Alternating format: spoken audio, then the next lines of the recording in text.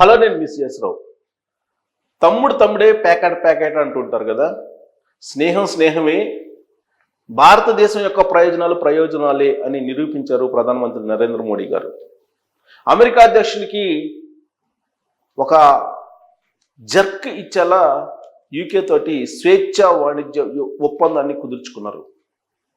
యుద్ధ సమయంలో ప్రస్తుతం పాకిస్తాన్ భారతదేశం మధ్య ఉద్రిక్త పరిస్థితులు నెలకొని అందరి చూపు అటువైపు ఉంది.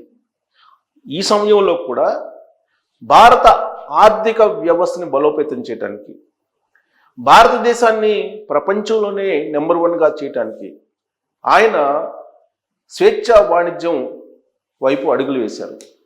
రెసిప్రోకల్ ట్యాక్స్ తోటి అమెరికా ఉక్కిరిబిక్కిరి చేస్తుంటే ప్రపంచ దేశాలని నరేంద్ర మోడీ గారు ప్రత్యామ్నాయ మార్గాల్ని వెతుక్కున్నారు, అన్వేషించారు. అమెరికా అధ్యక్షుడు ట్రంప్ రెసిప్రోకల్ ట్యాక్స్ని భారతదేశం మీద కూడా విధించి ఆ తర్వాత మళ్ళీ ద్వైపాక్షిక ఒప్పందాల ద్వారా కొన్ని వెనక్కి తీసుకున్నారు. అయినప్పటికీ స్నేహం స్నేహమే, దేశ ప్రయోజనాలే అనేటువంటి యాంగిల్లో అమెరికాని పక్కకు నెట్టేసి ట్రంప్ స్నేహాన్ని పక్కకి తప్పించి యూకే తోటి చేతులు కలిపారు నరేంద్ర మోడీ గారు. బ్రిటన్ ప్రధానిగా ఉన్నటువంటి స్టార్మర్ చేత సంతకాలు చేయించారు. భారత్ బ్రిటన్ మధ్య స్వేచ్ఛా వాణిజ్య ఒప్పందం కుదిరింది. దీంతో అనేక రకాల ప్రయోజనాలు, సామాజికంగా, రాజకీయంగా, ఉద్యోగపరంగా, వాణిజ్యపరంగా, పారిశ్రామిక పరంగా అనేక రకాలుగా భారతదేశానికి బెనిఫిట్ కలగబోతుంది. అమెరికా ఒకవేళ రెసిప్రోకల్ ట్యాక్స్ తోటి లేదంటే ఇతరత్ర ట్యాక్స్లతోటి భారతదేశాన్ని ఇబ్బంది పెట్టేలాగా వ్యవహరించినప్పటికీ ప్రత్యామ్నాయంగా యూకే తోటి ఒప్పందాలు కుదుర్చుకుంది. దీంతో రాబోయేటువంటి రోజుల్లో మందుబాబులు ఎగిరి గంతేసేటువంటి న్యూస్. ఇప్పటి వరకు బ్రిటన్ నుంచి వచ్చేటువంటి విస్కీకి 150% ఇంపోర్ట్ డ్యూటీ ఉండేది. రాబోయేటువంటి రోజుల్లో ఇది 40% తగ్గేటువంటి అవకాశం ఉంది. అంటే అక్కడ నుంచి వచ్చేటువంటి మద్యానికి రేట్లు తగ్గబోతున్నాయి. సో ఇది మద్యం ప్రియులకి ఎగిరి గంతేసేటువంటి న్యూస్. అందులో బ్రిటన్ మద్యం అంటే భారతీయులకి కొంచెం అట్రాక్షన్, మోజు. సో దాని మీద ట్యాక్స్ తగ్గబోతుంది. దాని మీదనే కాదు, ఆల్రెడీ వాహనాలు, బ్రిటన్కి సంబంధించిన, లండన్కి సంబంధించినటువంటి వాహనాలు కానీ వాహనాల విడిభాగాల మీద కానీ 100% దిగుమతి ట్యాక్స్ వేస్తుంది భారతదేశం. రాబోయేటువంటి రోజుల్లో దాన్ని 10%కి తగ్గించబోతున్నారు. అంటే బ్రిటన్ నుంచి వచ్చేటువంటి ఆటోమొబైల్కి సంబంధించినటువంటి పరికరాలు, వాహనాలు అన్నీ చీప్గా దొరకబోతున్నాయి. అదే మనకి అమెరికా ఆటోమొబైల్ రంగం మీద రెసిప్రోకల్ ట్యాక్స్ వేసింది. ఇప్పుడు లండన్ నుంచి, మనకు బ్రిటన్ నుంచి ఆటోమొబైల్ రంగానికి సంబంధించినటువంటి అత్యాధునికమైనటువంటి పరిజ్ఞానంతో అందేటువంటి అవకాశం ఉంది. అటు విడిభాగాలు కానీ లేదా మొత్తం వాహనాలు కానీ ట్యాక్స్ చాలా తక్కువకి 100% ఉన్నటువంటి దిగుమతి సుంకాన్ని 10%కి తగ్గించబోతున్నారు రాబోయేటువంటి రోజుల్లో. ఇలా చెప్పుకుంటూ పోతే అనేక వస్తువుల మీద దిగుమతి సుంకాలని భారతదేశం తగ్గించబోతుంది, బ్రిటన్ నుంచి వచ్చేటువంటి వాటిని. అలాగే భారతదేశం నుంచి ఎగుమతి అయ్యేటువంటి వస్తువులకి అక్కడ దిగుమతి సుంకం భారీగా తగ్గబోతుంది. స్వేచ్ఛా వాణిజ్యం అంటే ఆల్మోస్ట్ రాబోయేటువంటి రోజుల్లో 0 ట్యాక్స్. భారతదేశం నుంచి బ్రిటన్కి వెళ్ళినా, బ్రిటన్ నుంచి భారతదేశానికి వచ్చినా ఏ వస్తువు పైన ట్యాక్స్లు ఉండవు. దీంతో స్వేచ్ఛా వాణిజ్యం రాబోయేటువంటి రోజుల్లో బ్రిటన్ భారతదేశం మధ్య ఉండేలా ద్వైపాక్షిక ఒప్పందాన్ని కుదుర్చుకున్నారు. అది కూడా ఎలాంటి సమయంలో, భారత్ పాకిస్తాన్ మధ్య యుద్ధ మేఘాలు కమ్ముకున్నటువంటి అత్యంత టెన్షన్, హై అలర్ట్ వాతావరణంలో భారతదేశం ఉన్నప్పుడు తన పని తాను చెయ్యాలి. కాబట్టి నరేంద్ర మోడీ గారు భారతదేశం యొక్క ఆర్థిక పరిస్థితిని దృష్టిలో పెట్టుకొని, భవిష్యత్తును దృష్టిలో పెట్టుకొని, అంత టెన్షన్ ఉన్నప్పటికీ కూడా ఈ ద్వైపాక్షిక ఒప్పందాన్ని కుదుర్చుకొని ట్రంప్కి పరోక్షంగా ఒక వార్నింగ్ ఇచ్చాడు, స్నేహితుడైనప్పటికీ కూడా.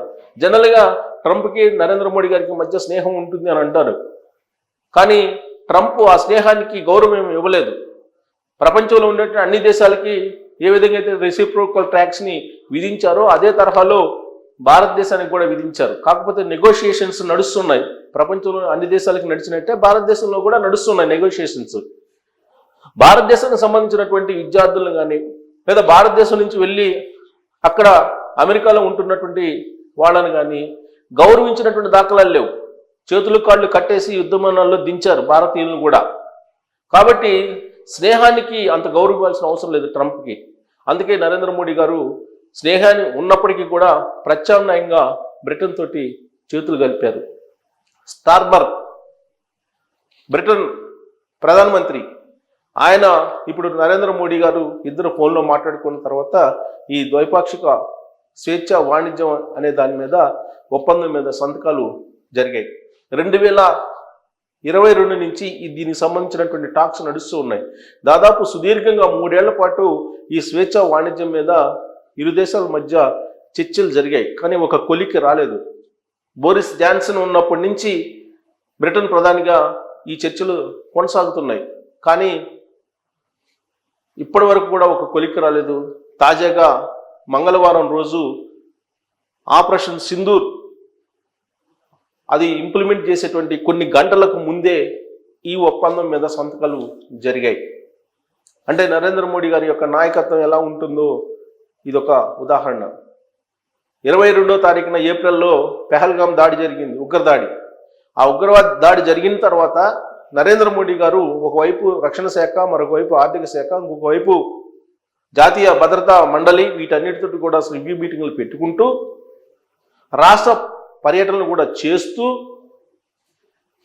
భారత ఆర్మీకి పూర్తి స్వేచ్ఛనిచ్చి సీన్ కట్ చేస్తే ఆపరేషన్ సింధూర్ రూపంలో కొన్ని గంటల వ్యవధిలోనే, కేవలం అర్ధరాత్రి దాటిన తర్వాత 1:05 నుంచి 1:30 మధ్యలో 25 నిమిషాల వ్యవధిలో పాకిస్తాన్కి సంబంధించిన ఉగ్రవాద షెల్టర్స్ని ధ్వంసం చేసేసారు.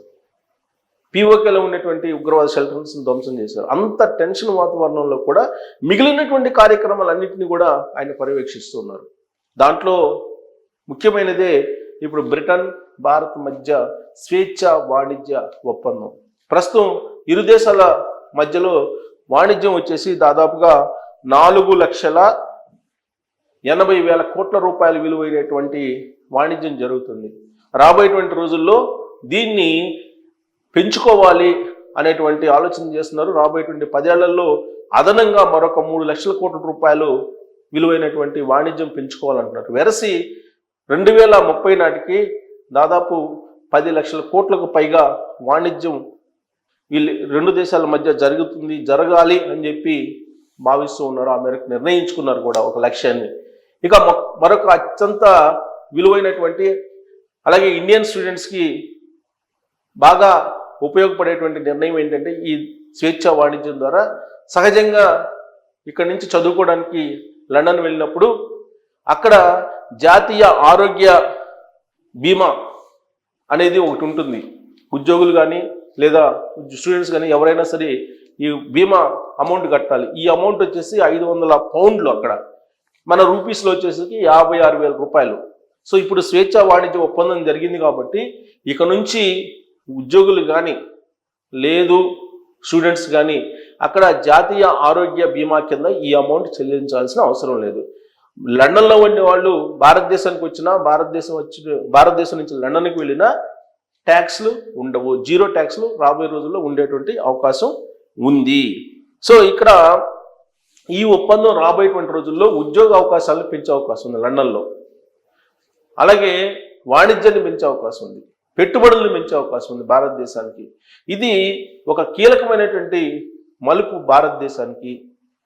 ట్రంప్ అమెరికా ఒకవేళ భారతదేశానికి రెసిప్రోకల్ ట్యాక్స్ రూపంలో నష్టం చేయాలని చెప్పి భావించినా ఇప్పుడు లండన్ స్వేచ్ఛ వాణిజ్య రూపంలో ఆదుకోవడానికి ముందుకు వచ్చింది, సంతకాలు కూడా అయిపోయినాయి. సో దీంతో ఇక నుంచి హ్యాపీగా లండన్ వెళ్ళి చదువుకోవచ్చు, లండన్ వెళ్ళి ఉద్యోగాలు కూడా చేసుకోవచ్చు భారతీయులు. అలాగే లండన్ నుంచి కూడా భారతదేశానికి వచ్చి ఉద్యోగాలు చేసుకోవచ్చు, చదువుకోవచ్చు. ఇది స్వేచ్ఛ వాణిజ్యం అనేది. సో ఈ రెండు దేశాల మధ్య స్నేహపూర్వకమైనటువంటి ఒక అనుబంధం ఏర్పడింది. దీంతో ఇక నుంచి అమెరికా, కెనడా కంటే కూడా లండన్ వెళ్ళడానికే విద్యార్థులు మొగ్గు చూపితే అక్కడ ఉద్యోగాలు కానీ లేదా చదువుకోవడానికి కానీ అనువైనటువంటి పరిస్థితులు ఈ ఒప్పందం ద్వారా ఉంటుందని చెప్పి ప్రభుత్వం భావిస్తుంది. మరి యుద్ధం వేళ ఇలాంటి ఒప్పందం నరేంద్ర మోడీ చేసుకోవడం అనేది చాలా ఆశాజనకమైనది. దీని మీద మీరు కామెంట్ చేయొచ్చు. Thank you.